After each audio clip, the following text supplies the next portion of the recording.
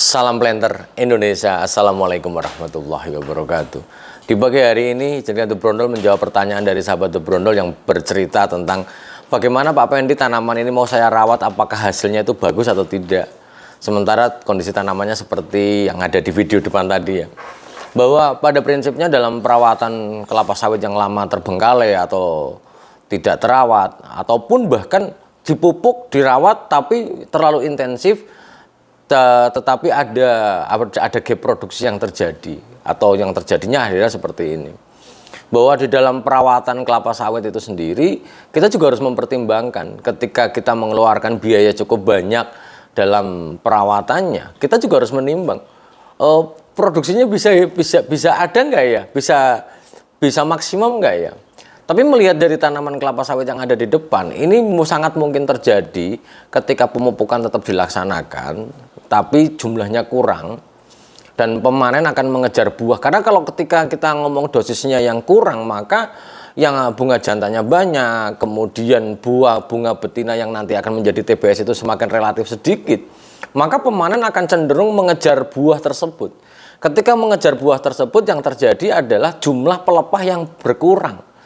Jumlah pelepah yang berkurang akan menyebabkan serapan unsur hara dan air juga semakin sedikit. Maka hal ini mungkin terjadi. Tanaman seperti botol seperti ini akan mungkin terjadi lah. Bagaimana tanaman kelapa sawit yang seperti ini, apakah masih bisa dipelihara atau tidak? Jawabannya kalau mau dipelihara ya pelihara saja, tapi tidak akan menghasilkan produksi yang optimal. Karena apa? Karena jumlah pelepahnya sudah berkurang, kemudian bentuk batangnya runcing seperti botol seperti ini. Ini akan berakibat fatal terhadap penyerapan unsur hara dan air. Karena kalau kita ngomongin bahwa batang yang besar, apalagi dia montok bawahnya sampai ke atasnya itu besar, maka serapannya juga akan semakin besar. Tapi kalau dia besar, kecil memanjang, ya serapannya akan dikit. Hal ini sangat, kalau terlihat dari tanaman tersebut, maka tanaman ini sebenarnya ekstrim pruning ataupun pruning yang sangat terlalu berlebihan. Jadi kalau mau dirawat tanaman ini, mau dipupuk kembali, ya silakan saja. Tapi yang harus diingat adalah bagaimana kita akan membangkitkan jumlah pelepah yang cukup dulu. Kalau jumlah pelepahnya tidak cukup, kemudian ibaratnya kayak kuncir sedikit saja, maka ya produksi tidak akan optimum. Ini pun kalau muncul bunga atau buah pertama kali, mesti BCR-nya akan sangat rendah. Sehingga kalau memang Bapak Ibu semuanya atau sahabat The Brondol semuanya mau beli kelapa sawit atau lahan kelapa sawit batangnya seperti ini, ya maka urungkan niatnya. Kecuali kita mau membeli lahannya saja, mau kita replanting, mungkin beda ceritanya. Tapi kalau tanaman ini mau kita pelihara, kita pupuk kembali lagi, maka butuh waktu yang cukup panjang untuk bisa meningkatkan jumlah pelepahnya dulu, dan tetap mencapai jumlah pelepah yang optimum juga akan waktu yang lama, dan batangnya tidak akan mungkin membesar kembali lagi bagian atasnya. Karena kalau kelapa sawit itu besar kemudian dia kayak botol meruncing kemudian besar lagi, sangat tidak mungkin terjadi. Sehingga produksinya berapa dipastikan pasti akan turun. Apalagi BCR-nya, jumlah pelepah ya akan sangat berpengaruh terhadap berat janjang rata-rata. Yang berat janjang yang terbentuk itu akan sangat signifikan. Sehingga jangan sampai para petani sudah mengeluarkan duit banyak untuk pemupukan tanaman kelapa sawit seperti ini, malah justru berbalik arah menyerang kita dengan memberikan produksi yang sangat rendah. Sehingga saran The Brondol untuk tanaman seperti ini, ya kalau memang kita yang memiliki lama terbengkalai, maka ya kalau saran saya mending diganti lah. Kalau ada modalnya mending diganti. Tapi kalau seandainya Bapak Ibu semuanya mau beli lahan yang kayak gini, ya nggak usah dibeli.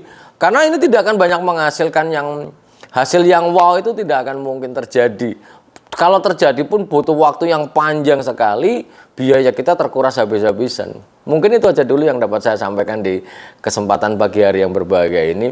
Intinya bahwa tanaman yang seperti ini bukan hanya karena masalah satu unsur hara saja, tapi memang ada rentetan panjang yang membuat hal ini terjadi. Jadi ketika kita ngomongin dosis pupuk, maka dosis pupuk sebisa-bisanya jangan sampai kita terlewat. Dan mengapa The Brondol selalu menekankan pupuk? Karena masih banyak para petani yang berpikir bahwa pemupukan kelapa sawit itu hanya berpikir buahnya saja.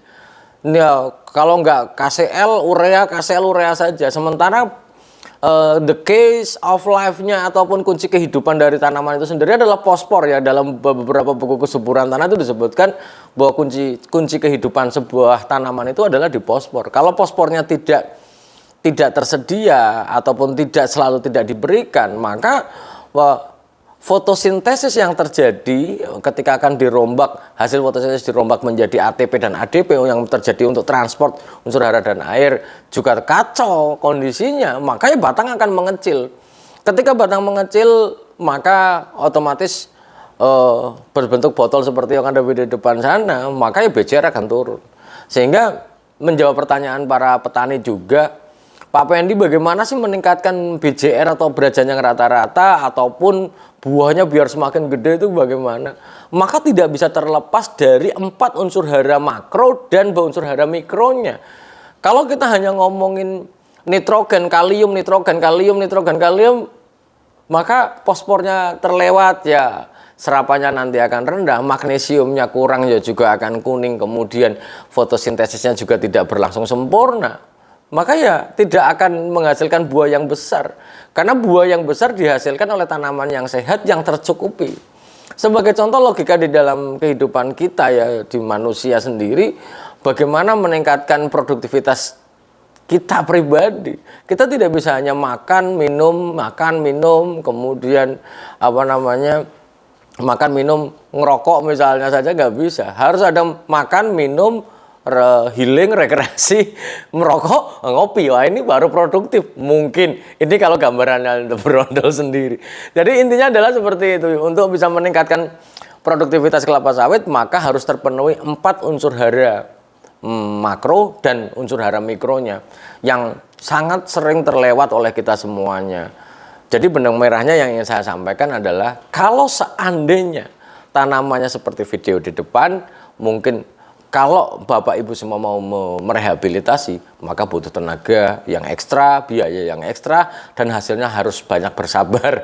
Karena memang serapannya kecil dan mungkin muncul bunga pun atau buah pun akan kecil. Tapi yang kedua, jika Bapak Ibu semua mau membeli lahan yang seperti ini, maka urungkan niatnya untuk membelinya, kecuali harganya murah. Kita hanya berharap pada tanahnya atau lahannya saja, tanamannya kita ganti untuk kita replanting untuk bisa dijadikan tanaman baru nantinya untuk lahan tanaman baru kita, ya mungkin beda ceritanya. Mungkin aja dulu yang dapat saya sampaikan. Semoga Allah memberikan kesehatan dan kebahagiaan tanpa syarat bagi kita dan mendekat kita dengan ilmu pengetahuan dan rezeki yang halal dan tidak disangka-sangka. Terima kasih, salam sehat buat kita semua. Salam Planter Indonesia. Assalamualaikum warahmatullahi wabarakatuh.